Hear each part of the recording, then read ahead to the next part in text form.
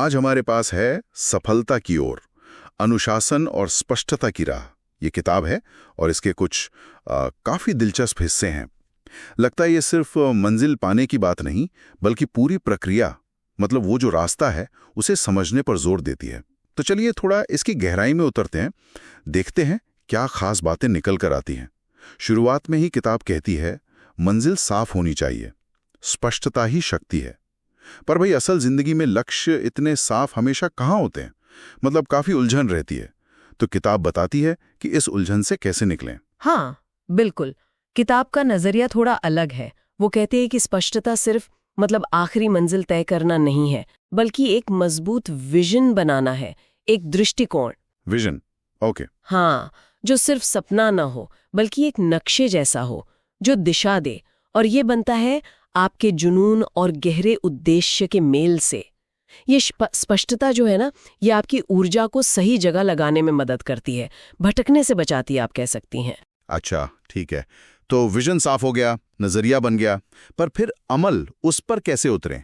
किताब में एक लाइन है, छोटे कदम बड़ा परिवर्तन। ये सुनने में बहुत अच्छा लगता है, पर क्या इसका मतलब है कि बड़े सपने, बड़े लक्ष्य नहीं रखने चाहिए? नहीं नहीं, बिल्कुल नहीं। ऐसा नहीं है। किताब बड़े लक्ष्यों के खिलाफ नहीं है, वो तो उन्हें पाने के तरीके पे जोर देती है।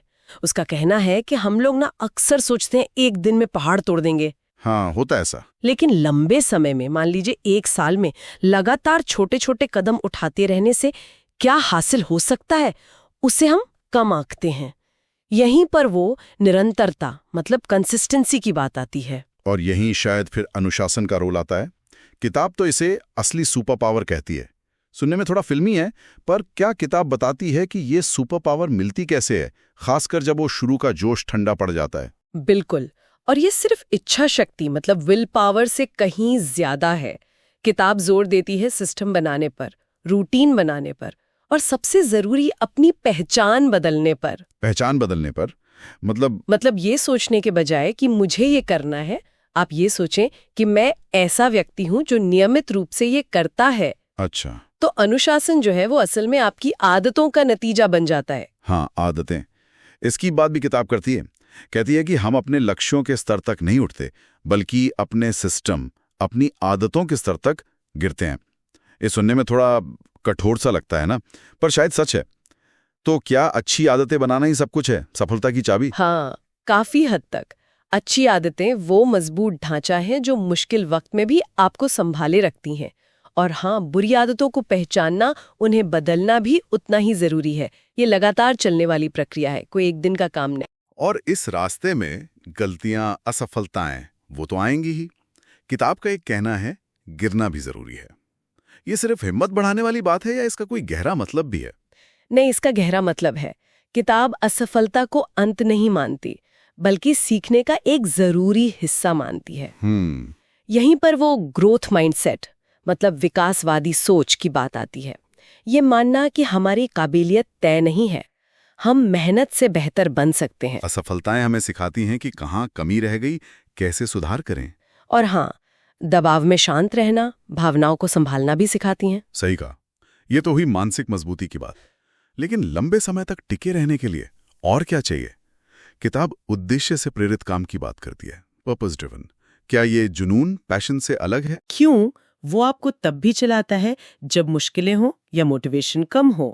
अपने रोज के छोटे छोटे कामों को किसी बड़े मकसद से जोड़ना, वो लंबी रेस के लिए ईंधन जैसा है, चाहे वो मकसद पर्सनल हो या समाज के लिए। और आखिर में एक बड़ी दिलचस्प बात लगी मुझे, सफलता की परिभाषा पर दोबारा सोचना। समाज के पैमाने तो हैं ही, वो अक्सर हम पर हावी भी रहते हैं। किताब क्या कहती है इस बारे में, इससे हटकर सोचने को? किताब दरअसल पाठक को अपने अंदर देखने को कहती है। सफलता का मतलब ये नहीं कि दूसरों की नकल करें या समाज ने जो स्टैंडर्ड बना दिए हैं बस उन पर खरे उतरें। असली सवाल है आपके लिए, आपके अपने मूल्यों के हिसाब से सफलता क्या है? कौन सी चीज आपको अंदर से सच्ची वाली संतुष्टि देती है? उस अपनी परिभाषा को खोजना और फिर उसके हिसाब से जीना, वही असली उपलब्धि है। तो कुल मिला के देखें तो ये किताब सफलता को कोई सीधी सपाट सड़क नहीं मानती।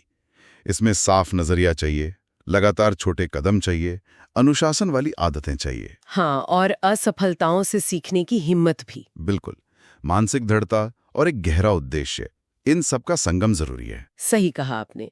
और शायद उपलब्धि सिर्फ कुछ पा लेना नहीं है, बल्कि इस पूरी यात्रा में आप एक इंसान के तौर पर क्या बनते हैं वो ज्यादा मायने रखता है। तो इस चर्चा के बाद श्रोताओं के लिए सोचने को एक सवाल छोड़ जाते हैं हम।